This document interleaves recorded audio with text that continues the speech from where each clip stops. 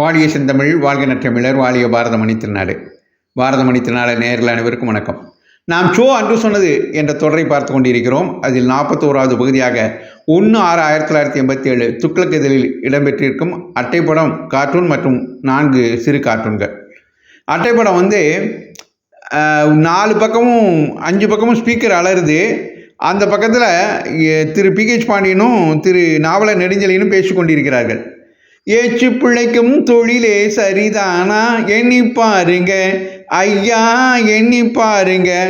இன்னொரு ஸ்பீக்கர், எத்தனை காலம்தான் ஏமாற்றுவார் இந்த நாட்டிலே, சொந்த நாட்டிலே. இன்னொரு ஸ்பீக்கர், தோட்டம் காக்க போட்ட வேலி பயிரை தின்பதோ, அதை கேள்வி கேட்க ஆள் இல்லாமல் பார்த்து நிற்பதோ.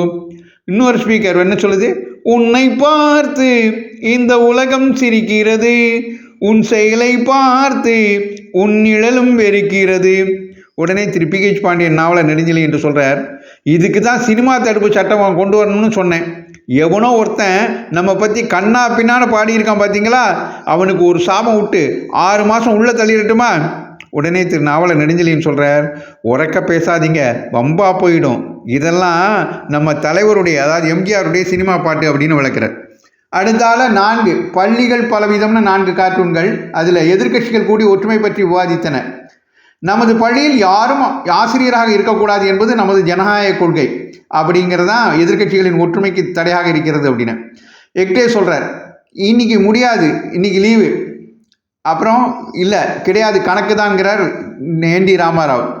இன்னைக்கு பூகோளம் தான் என்கிறார் சந்திரசேகரன். ஜோதிபாஸ் சொல்கிறார், யார் சொன்னாலும் இன்னைக்கு ஸ்போர்ட்ஸ் தான். இப்படி ஆளாளுக்கு ஒரு பக்கம் இழுப்பதால் எதிர்க்கட்சி தலைவர் என்று ஒருவர் இல்லாத காரணத்தால் அவர்களால் ஒற்றுமைப்பட முடியவில்லை என்பதை கிண்டல் செய்திருக்கிறார். அடுத்து, உள்ளாட்சி பிரதிநிதிகளை மக்கள் திரும்பி அழைக்கலாம் புதிய சட்டம்.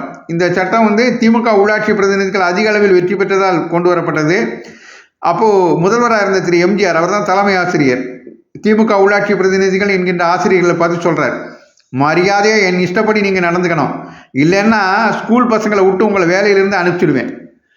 அடுத்த கேள்வி, அடுத்த கார்ட்டூன், கட்டளை கால்வாய் தண்ணீரை கைவிட 1 வருடமும் 1 மாதமும் என்றால், கிருஷ்ணா நதி நீரை கைவிட 2 வருடமும் பிடித்தது என்றால், மகாநதி நீரை கைவிட எத்தனை நாட்களாகும் அப்படின்னு தமிழக மக்களை பார்த்து, மாணவர்களை பார்த்து MGRங்கிற ஆசிரியர் முதல்வர் கேட்கிறார்.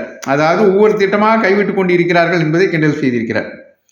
அடுத்து, ஒரு ஆசிரியர் மாணவனை பார்த்து கேட்குறார், என்னடா இது பாண்டியன் கால ஆட்சியை விளக்கும் காட்டுங்கிற கேள்விக்கு தாவி குதிப்பார், எகிரி அடிப்பார், சாபம் விடுவார் அப்படின்னு எழுதியிருக்கே, என்ன உளறல் இது? சார், அவன் அப்பா MLA சார். நன்றி, வணக்கம்.